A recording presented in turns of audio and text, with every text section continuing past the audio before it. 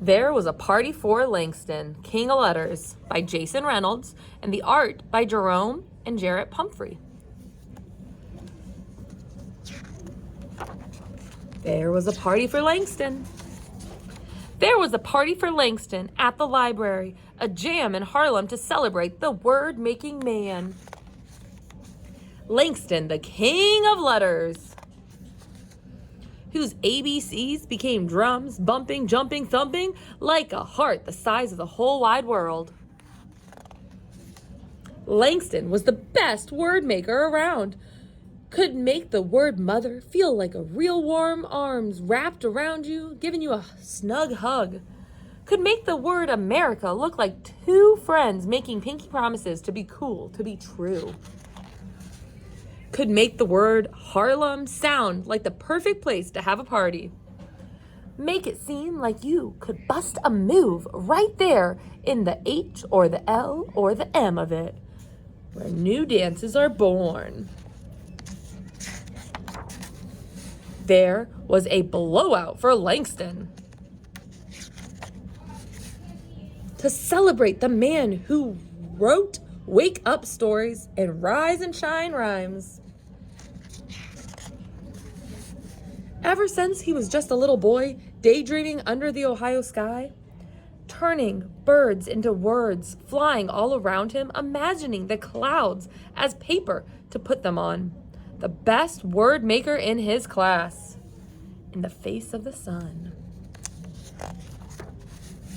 But not everyone understood Langston. Some people thought it was better to be word breakers, thought his spelling deserved yelling, wanted to take words like free and love and cut them in half, pull them apart, keep all the letters from touching and sharing. Some folks think by burning books, they burn freedom. Keep the big H's with the little h's and the big A's with the little a's. But Langston, the brave word maker, knew letters were better together, turned them into laughter. But freedom stands up and laughs in their faces. And that laughter rang out for years and years in cities and towns, on trains and tractors, to classrooms and bedrooms, bringing joy to the little and the big. And that's why there was a party for Langston at the library. A fancy foot, get down, all out bash. And all the books on the shelves were listening and looking at all the people, shimmying full of dazzle. Don't nobody dance like a word maker, and all the best word makers were there.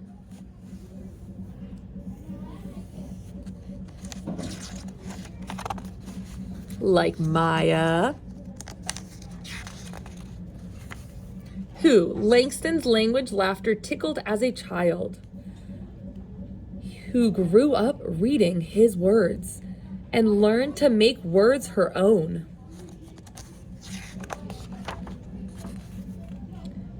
She could make the word woman seem like the word mountain. And the word cage feel like a place far, far away. From this library, this party, Maya dressed in constellations, stars dangling from her. She rose up from the floor, flapping like a free bird, flapping so freely with wings unbroken. Amiri, another one of Langston's word children, was at the party too. Came bopping in, dressed in his good clothes and his soft shoes.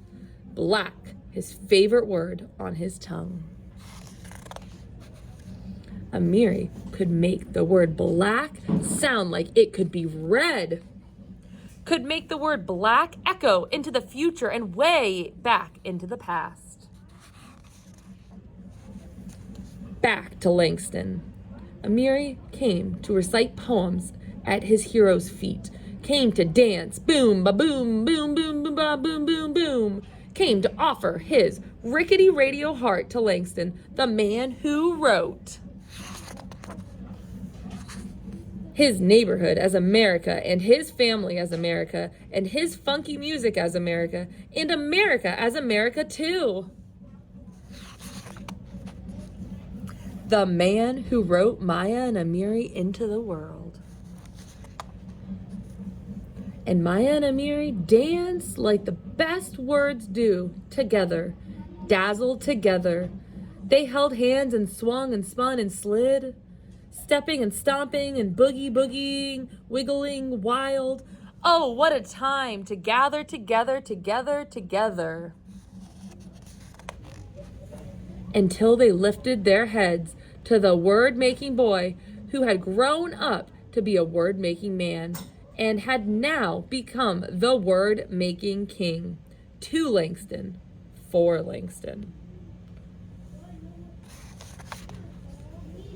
And let laughter fill the library.